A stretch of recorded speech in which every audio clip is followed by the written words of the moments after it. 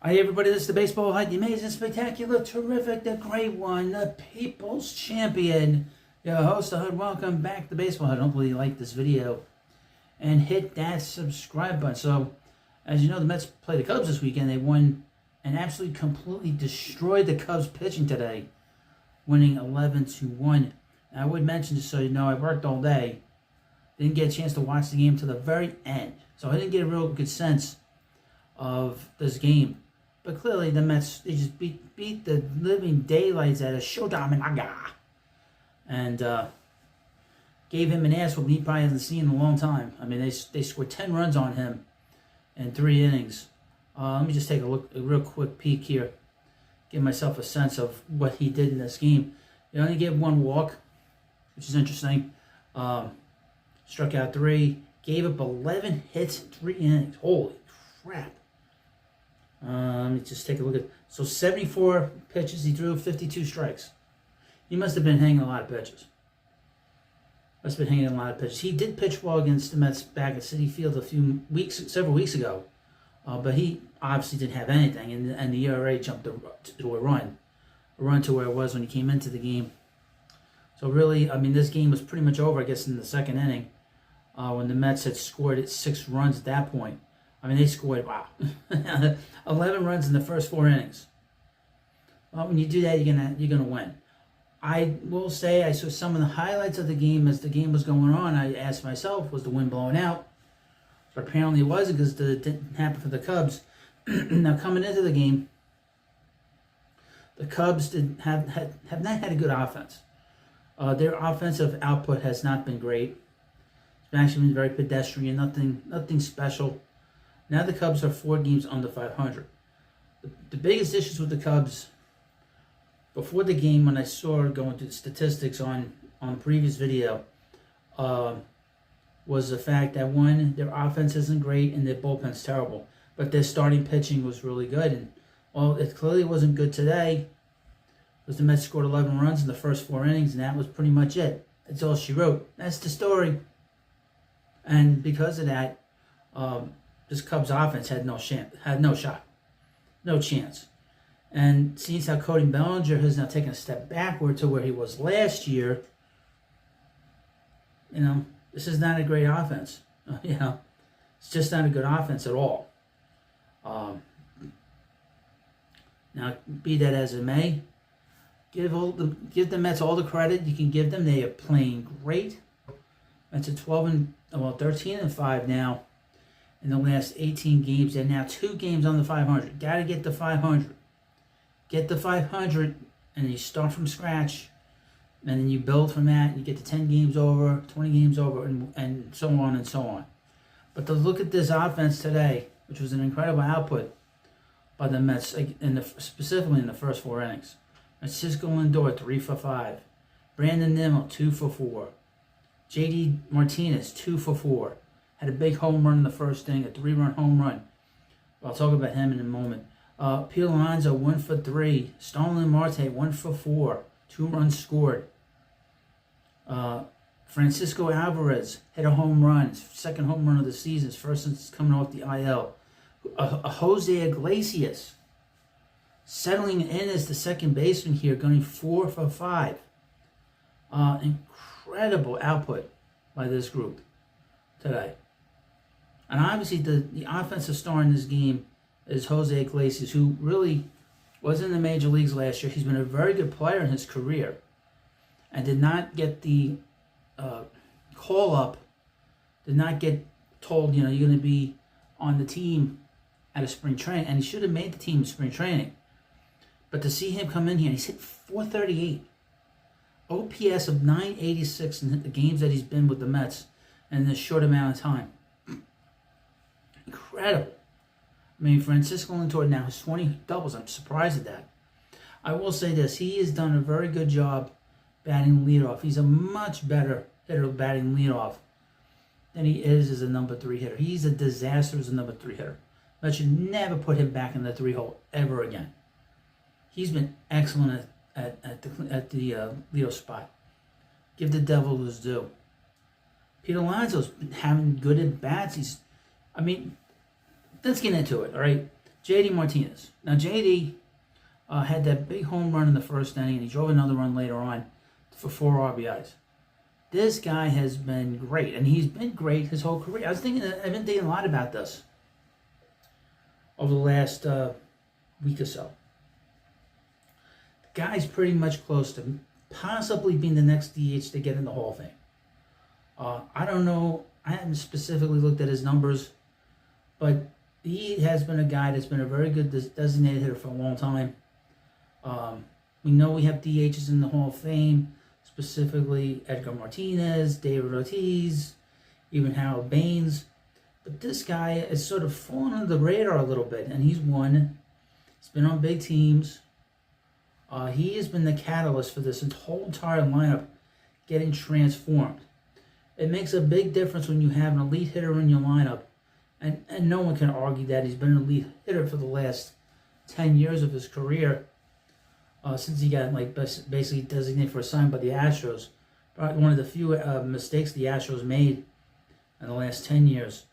But he has been one of the best players in the game, specifically with his hitting. And you see the value of having a third hitter in this team. I have been begging the Mets for 4 seasons now to bring in another big bat to this lineup. And they need an elite guy, and they got him. And even though he's 36 years old, the guy can still rake.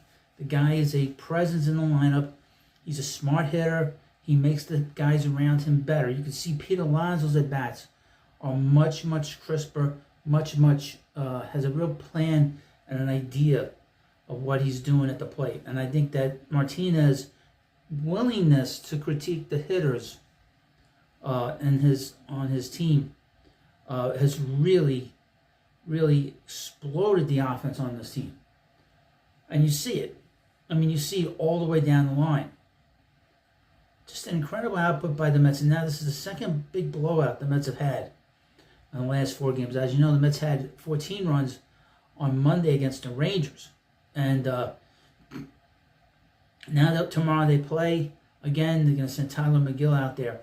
And I will mention this. I mentioned that the Mets are going to send David Peterson on the mound on Sunday. They changed that. The Mets are going to send Luis Severino to the mound.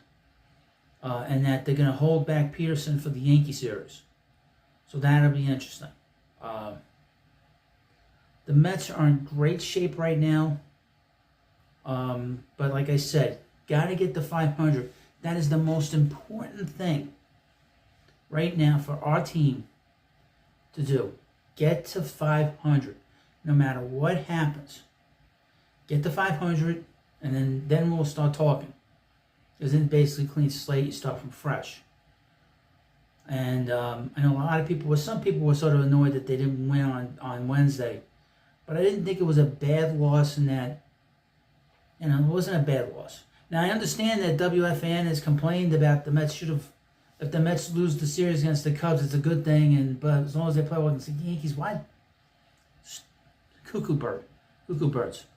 I don't want to fail to mention them at pitching today.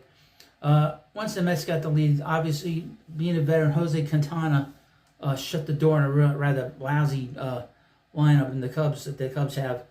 He went 6 1/3 innings, gave up 4 hits, a run, which was unearned, 1 walk, 8 strikeouts. Just workmanlike. His ERA has dropped considerably. He's now 3-5. Considering how poorly he's pitched, he's doing what he does. And he was getting awfully close to getting thrown out of this rotation, but he's been able to sort of manage himself in a big way.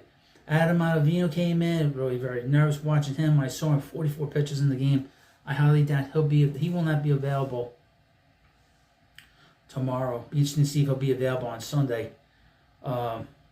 Drew Smith came in the 9th inning, gave up a hit, struck out 2, but struck out Tomas Nido, the former Met, with the last out. A couple of moves. There was a move today. The Mets brought in a guy called, is an outfielder from the White Sox, Duke Ellis. His name is Duke. And Mets sent him, they claimed him off of waivers from the White Sox. And they sent him to Double-A Binghamton. There was speculation online this afternoon that the Mets picked him up as sort of a guy to keep on the side until September, because this is a guy that's got like 120 stolen bases in the minor leagues. So this is a guy that they might bring up if the Mets are in the race in September. Just stash him away, and if they need him, you know what? Why don't you go run? Why don't you be the base stealer in September? Dave Stearns is doing a great job. I mean, let's look what he did to Luis Torrens. He brings in Torrens for $100,000 to the Yankees. Now the Yankees can't throw anybody out. The Yankees can't throw anybody out, folks. Anybody stealing on the Yankees gave up 9 stolen bases to the Red Sox on Sunday because they couldn't throw anybody out. And the Mets haven't gotten a catcher who can throw, and the Yankees gave him up for money.